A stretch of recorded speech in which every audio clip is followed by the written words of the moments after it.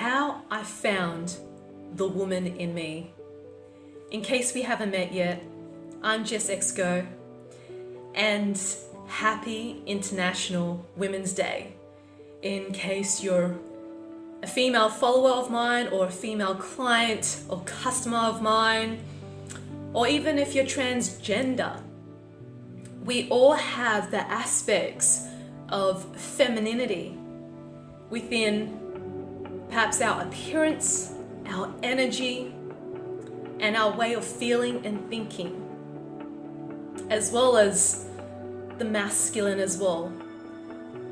However, I want to share with you what it really means to discover the woman in me. And throughout my whole life, I never knew what it was like to be a real woman.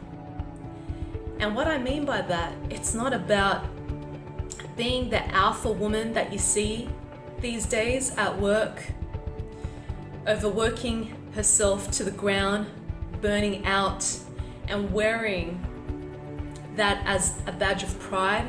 No, that's not a real woman. That's just a wounded masculine version of what society expects a woman to be. And I went through that journey.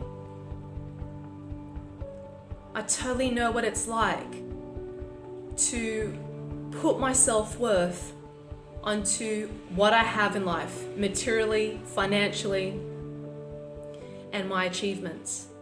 Because this is how you and I have been programmed, culturally, through generational trauma and society, in the way we live in the matrix.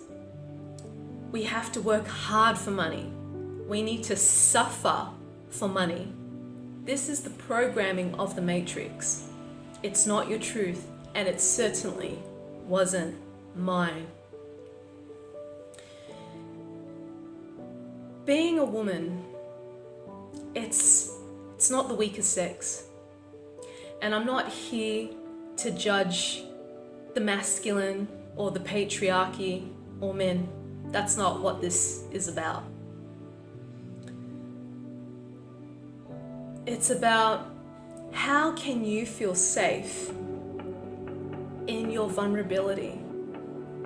Because in my 20s, I used to see myself as a woman that being a woman is piss weak. In fact, I've learnt this programming throughout my teenage years because I didn't feel safe being a female because of what I've witnessed in my household. How I saw my dad physically and verbally abusing my mum. How I saw my dad and my uncle going to the brothels together. How I found pornography on his computer, on his desk, and him recording a video of him having sex with a hooker. That level of exposure has indoctrinated me to think that it's not safe to be female.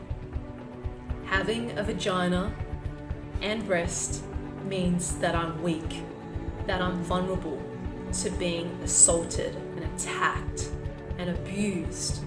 That having this body, it means I'm a servant to men. That was a distortion that I subscribed to because that was my reality.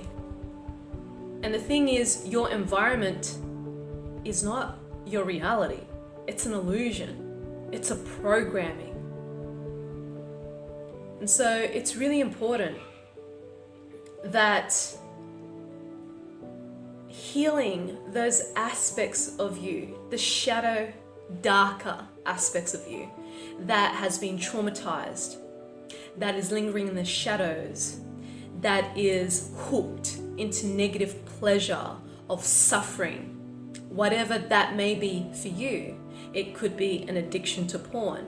It could be overindulgence with food that's making you sick and gaining weight or causing anxiety. It could be being hooked to your phone 24/7, 7 days a week because you want to know who has liked and commented your post on Facebook. And I invite you to go deep, to go so freaking deep inside your heart and soul, because that's where my awakening lied in the past few years. In my 30s, I started to realize that it is safe to be a woman. It is safe to be feminine. It is strong, far more stronger, to trust those beautiful aspects of me that I've ignored and neglected because I thought being in my masculine, strategically thinking things and calculating things and mistrusting people and having a guard up and putting a facade of ego and arrogance and superiority was the way to win the race. And that's not it at all. It can only get you so far, but it can never get you to where you want to be. And that is your highest timeline that your soul has called you to choose. But when we operate from the wounded masculine, the traumatized aspect of the patriarchy, we jeopardize things. We put ourselves on the line, our health, our wealth, our reputation, our careers, everything, in a very imbalanced way. And as soon as I started to say, I surrender, I don't know what that looks like, but I surrender. And surrender is not weak. Surrender requires a lot of courage and strength. That I choose to surrender to the beauty and the consciousness of my soul, to remember who I am, to trust my intuition more because it's showing me my highest timeline. And ever since I've picked up the call, or should I say answered it, the past few years, I've begun deepening my journey with the feminine. And I started healing my maternal lineage of trauma. I finally rebuilt my relationship right with my mother. And there is so much trust and love and compassion there that I never had before with my mother. That is the beauty of finding, discovering and embracing the woman in me. And there is far more for me to discover. I'm not 100% there yet. And that's the same with healing different aspects of ourselves. We will never be 100%. And it's not about being 100% either. It's not about being perfect. It's about doing the best that you can to be who you are meant to be. And that is love. If you feel called to take your journey to the next level in discovering and embracing those beautiful feminine qualities inside of you, whether you are female or male, transgender, lesbian, gay, bi, doesn't matter. We all have those qualities inside of us. Come and join me on my incredible journey of alchemy through relationship recovery.